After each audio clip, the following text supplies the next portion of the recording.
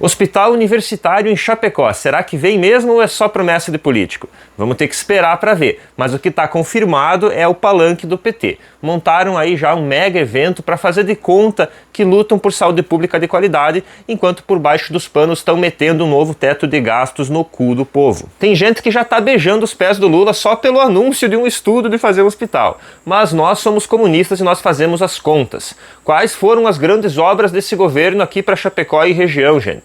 Nenhuma. No máximo taparam um buraco de estrada por aí e olhe lá.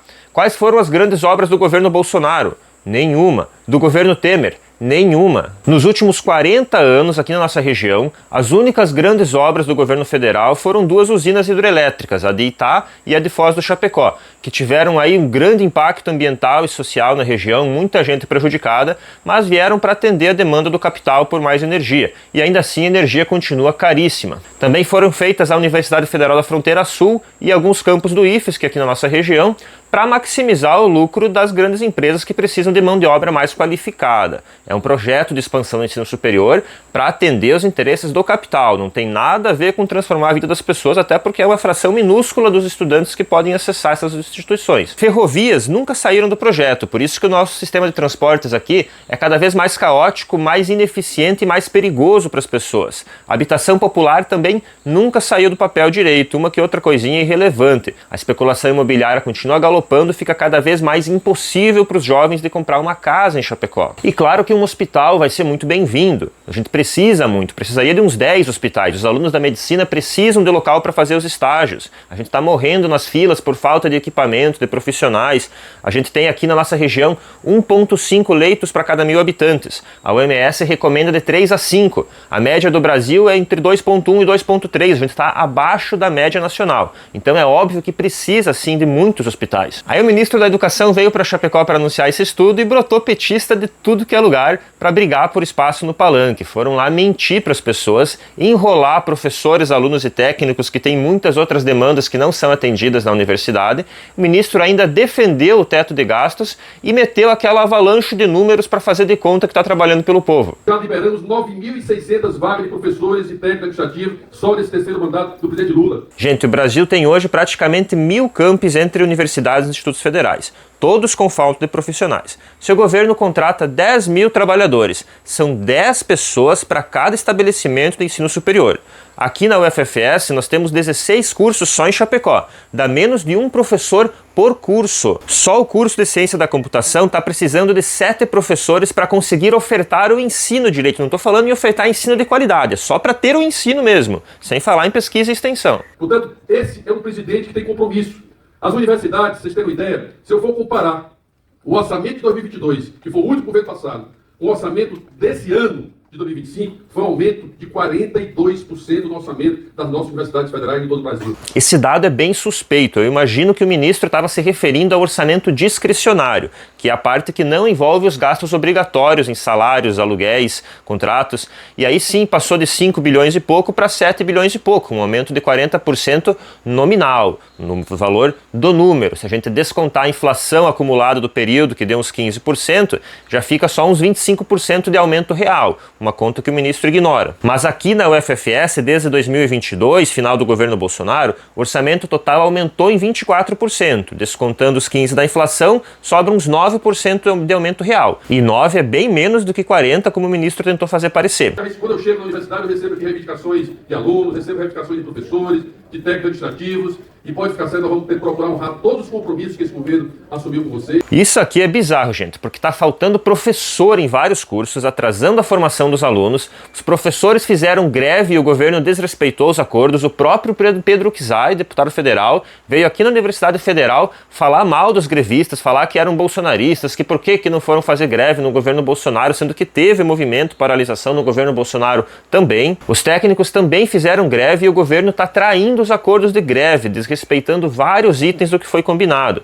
Aí o ministro aparece e diz: estou sabendo. Vários figurões da política vão lá entregar um documento, uma carta para o ministro, falar que estão requisitando uma coisa ou outra. O ministro diz: beleza, vamos vendo, na volta a gente vai honrar os acordos. E a galera compra mentira. Inclusive vale destacar que até a Unidade Popular pelo Socialismo aqui de Chapecó entrou nessa. foram lá, a presidenta da gestão passada do DCE, aqui a camarada Laís, tirando foto com o ministro, se abraçando, dizendo que está tudo certo, sendo que eles nem sequer tiveram direito de falar. Enquanto o ministro e o PT local cagaram para as demandas dos estudantes, ocultaram a ocupação da reitoria que aconteceu em abril, ignoraram que 300 estudantes se reuniram em assembleia e decidiram, votaram que deveriam ser cobradas as lideranças políticas, que deveria ser denunciado quem apoiou o novo teto de gastos, a UP não consegue dar os nomes, porque senão vai aparecer lá o nome do deputado Pedro Kizai, que votou a favor do novo teto. Na época, o PCBR, o nosso partido, e a Chapecó Crítica cobraram os deputados. Colocamos nome e fotos do deputado Pedro Kizai aqui, cobrando uma explicação. A UP achou que não era uma boa estratégia, que não seria de bom tom, que era melhor fazer política de outra forma. E agora aparecem aqui, em cima do palanque, abraçados com os inimigos dos estudantes. Que mensagem que isso passa? Que estratégia política é essa? Como é que vai conquistar avanços para os estudantes dessa forma? E aí o ministro vem para defender o novo teto de gastos. Vocês podem perguntar, é suficiente, ministro? Não. Mas claro que ninguém pode recuperar tudo de uma vez, porque existe a questão do equilíbrio fiscal, do arcabouço fiscal, das questões com o equilíbrio do país. Mas pode ficar certo que o presidente Lula tem compromisso. Isso é tudo o que ele tem a dizer. Chama de equilíbrio fiscal, o nome fofo para o novo teto. E ninguém no evento aí, no mega palanque do PT, criticou essa medida neoliberal de sucateamento da saúde e da educação. Tinha 3 deputados do PT lá, Pedro Kizai, Luciano Carminati e Ana Paula Lima, que veio lá de Blumenau para aproveitar o palanque aí, e nenhum dos 3 teve um ai a dizer contra as privatizações do governo Lula, contra o teto de gastos, contra os bilionários que mandam no Ministério da Saúde e da Educação. Pelo contrário, eles defenderam os empresários. Setor empresarial aqui de Chapecó foi grande parceiro também, e eu quero fazer o registro. E a deputada Carminati ainda defendeu as universidades comunitárias, puxou o saco do reitor da UniChapecó. Eles são muito fechados com essas organizações que são controladas pela burguesia local. No caso da UniChapecó aqui, está totalmente nas mãos da maçonaria desde que foi criada. A Carminati ainda essa semana apareceu também apoiando o governador Jorginho Mello aqui em Chapecó. Reparem. Tem um tomógrafo meu há 4 anos numa caixa porque não tinha sala. A Luciana está falando sobre o tomógrafo. Sim, mas nós assumimos, estamos fazendo as mudanças. Não, ao contrário, estou te elogiando porque agora eu tô saindo da sala. Ah, bom. Ah, bom, Mas pensei isso, que eu Diogo? estava reclamando. Um tomógrafo meu, não é do povo, é dela. Aí os petistas vêm e dizem, ai Pablo, você está tirando de contexto, não foi isso que ela quis dizer. Qual que é o contexto então, gente? Carminati está toda semana abraçada com a burguesia, abraçada com o João Rodrigues em evento, com o Jorginho Mello. Ela simplesmente não faz oposição nenhuma, o PT inteiro não faz oposição. Não sou eu quem disse isso, foi o presidente nacional do PT, Edinho Silva, veio para cá faz uns dias e cobrou que a bancada do PT não faz oposição. Não existe oposição dentro da Assembleia Legislativa. Quando o Temer decretou o primeiro teto de gastos lá em 2017, o PT chamou corretamente de PEC da morte. Porque é isso, gente, é um congelamento dos investimentos em saúde e educação para abrir espaço para privatização, para que a iniciativa privada seja o motor do desenvolvimento. Só que o desenvolvimento da iniciativa privada é para o lucro, não é para o bem-estar da população.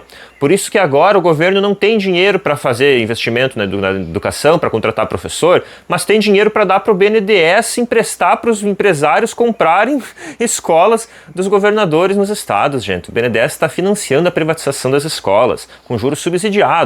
Entendem? Eles pegam o próprio dinheiro do público e emprestam para os empresários comprar o patrimônio do público. Leiam esse artigo aqui do professor Antônio Martins, chamado A Cruzada de Haddad contra a Saúde e a Educação. O ministro Haddad, com a bênção do presidente Lula, está tentando derrubar os mínimos constitucionais de saúde e educação. É para isso que o teto de gastos foi reformulado, não foi para ficar um pouquinho melhor do que o anterior, não. Continua sendo exatamente igual. Os valores finais que foram extrapolados durante os 5 anos de vigência do teto anterior são os valores máximos que o teto atual prevê, 2,5% limitado a 70% do aumento da arrecadação. Tudo para garantir que o modelo macroeconômico do Brasil continue sendo esse Robin Hood ao contrário, essa máquina de tirar dinheiro do pobre e jogar para o rico. Por isso que o Lula agora nem fala mais da questão dos juros estratosféricos, alimentando o rentismo aí que já chega a R$1 trilhão por ano em juros da dívida pública. Uma taxa de juros que o governo escolhe, que antes o Lula falava que a culpa era do indicado do Bolsonaro, Roberto Campos Neto, agora está o indicado dele lá no Banco Central, Gabriel Galípolo, e o juro continua subindo. Já está em mais do que o dobro do orçamento da saúde e da educação juntos. Mais dinheiro para o agronegócio, 500 bilhões, subsídio para grandes empresas. Não existe política econômica em favor da classe trabalhadora nesse governo Lula 3. A galera se engana muito fácil, como por exemplo com a redução do imposto de renda sobre quem ganha até 5 mil reais. Gente, antes você pagava uma alíquota ali, uns 300 reais restituído, descontado na fonte, na folha de pagamento, mas você recebia a maior parte desse valor no ano seguinte como restituição no imposto de renda. Então o desconto real aí não chega a 100 reais por mês para quem ganha 5 mil. Isso não cobre o aumento do custo de vida, não cobre o aumento dos preços, não cobre o aumento do custo dos aluguéis, da moradia, não cobre a redução de serviços públicos que vai acontecendo ano a ano com o novo teto de gastos, que a cada ano deixa o Estado, os serviços públicos, menor em relação ao PIB, porque está limitado a 70% do aumento da arrecadação. No final das contas, o pobre está cada vez mais pobre, mesmo com o governo concedendo uma coisinha aqui e ali. Por isso que não tem como acreditar nessa galerinha do PT que vem fazer palanque em cima do hospital. Se eles realmente lutassem por saúde pública, eles iam estar criticando essa política macroeconômica, iam estar denunciando o novo teto, iam estar pressionando para derrubar essa ferramenta neoliberal. Mas em vez disso, eles preferem fazer um mega evento para fazer palanque e pedir voto. É isso, essa prática política de tentar comprar o voto do povo com uma obra pública, com o próprio dinheiro do povo, isso chama clientelismo. Isso despolitiza as pessoas, faz elas virarem fãs de político e perderem a noção do que realmente está acontecendo. É só a gente ver como essa galera do PT tratou o ministro e os deputados que estavam lá no evento. Era como se eles fossem popstar, só faltava pedir autógrafo. A cada 2 minutos eles começavam a gritar Lula, viva Lula. Era como se eles estivessem tentando ganhar no grito, literalmente, em vez de olhar para aquilo que está acontecendo, em vez de entender a política e se posicionar de forma coerente. Olha que absurdo, o próprio Czai admite que eles já tinham um indicativo da EBSERH de construir um hospital aqui, já tinham dinheiro destinado pelo Ministério, e aí foi atrás de colher assinaturas para pressionar, para fazer de conta que era uma medida popular, gente. Não que o povo não queira o hospital, mas qual que é o sentido de depois que você já tem uma obra encaminhada, você ir atrás de colher assinaturas no abaixo-assinado para fazer de conta que está pressionando por aquela obra?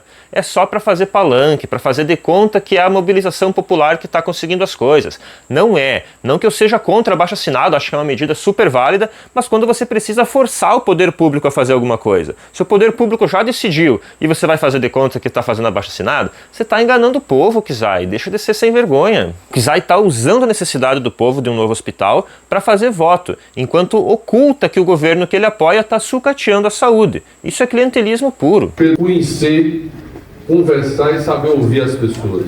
Gente, não teve espaço de fala nem para os estudantes da universidade, nem para os representantes, nem para a galera do curso de medicina que está recebendo aí o hospital. Eles simplesmente não puderam arriscar que essas pessoas que estão cobrando eles o ano inteiro fossem lá falar alguma coisa e estragar o evento deles, para desmentir o que eles estavam mentindo lá. Tiveram que calar todo mundo, pegaram 2 estudantes para colocar na mesa lá, para usar de chaveirinha para fazer de conta que tem o apoio dos estudantes, quando na verdade a universidade odeia eles. Não puderam colocar professores e técnicos lá, porque 88% dos professores e técnicos estão tentando expulsar o PT de dentro da universidade. Sabem que eles estão lá só para ficar loteando, distribuindo emenda, fazendo acordo eleitoral, que não estão ali para pensar no bem-estar da comunidade acadêmica, muito menos no desenvolvimento da nação. Então, se a gente quer fazer uma luta política séria, responsável, comprometida com os interesses da classe trabalhadora, a gente não pode jogar tudo pro alto e aceitar uma migalha quando ela vem e aceitar a chantagem que os políticos fazem com o próprio dinheiro público. Isso é exatamente o que faz, por exemplo, o João Rodrigues aqui, que é especialista em fazer palanque em cima das menores obras públicas possíveis. Essa é a política oportunista que diz pro povo: esqueçam o orçamento, esqueçam a grande política, esqueçam a lógica e o bom senso. Nós estamos fazendo obra, então só tenho que comemorar e agradecer, vamos lá, festa, viva a obra. Essa é a linha política do PT. Tão ridícula, tão frágil, que ela abre espaço até para um farsante como o Fernando Cordeiro, vereador bolsonarista aqui da cidade, para ir atacar o governo, para ir atacar o PT, dizer que não tem nada certo ainda para o hospital, que vai demorar para sair. Olha o argumento rasteiro que o cara usa. Mas a política do PT é tão frágil, tão baseado numa propaganda eleitoral, que até ele consegue criticar e crescer. Ele é o vereador mais votado da cidade com esse tipo de argumento. Vejam o vídeo dele lá, é muito ridículo. Vejam que a nossa crítica é completamente diferente. A crítica dele é só para fazer de conta que está fazendo oposição. Ele não toca em nada estrutural, ele não fala da gestão estatal, da saúde, do orçamento, do teto de gastos, porque ele apoia tudo isso. Outra coisa importante, o PT está nos perseguindo de várias formas, a gente vai falar mais sobre isso, já tem vários vídeos publicados dele nos atacando, e nesse evento do hospital também a gente foi, de certa forma, aí marcado pela segurança. Os seguranças conversaram entre si, teve uma mensagem que chegou ali, não sei de quem foi a ordem, que era para ficar de olho em mim e nas pessoas que estavam comigo. Eles achavam que a gente poderia fazer alguma coisa contra o ministro e ficaram nos marcando. Teve um camarada nosso que foi 3 vezes tomar água, pegar uma bolachinha lá fora, e o segurança ficava em cima do cara, andando junto com ele, praticamente sombra do cara dentro do espaço, porque nos consideram inimigos, porque a gente denuncia o tipo de política rasteira que eles fazem. Lembrando que eles já nos expulsaram de dentro da universidade num evento público, a gente chegou a levar um chute de um assessor do Pedro Kizai,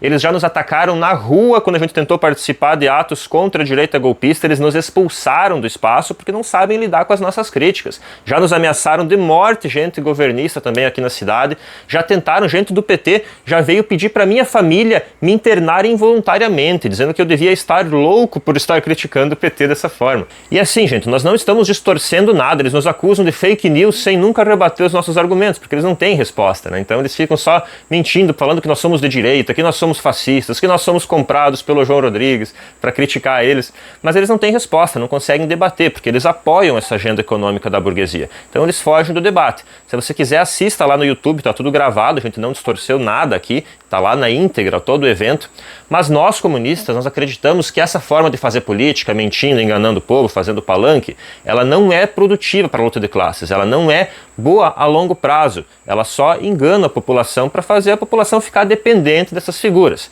Porque vejam, o sistema precisa de hospitais, então eles vão fazer hospitais de vez em quando tiver duplicado, triplicado a população da cidade, quando tiver um caos, quando tiver muita gente morrendo, eles vão aparecer para fazer uma obra, para jurar que estão do nosso lado e pedir para a gente agradecer pelas migalhas que caíram da mesa da burguesia.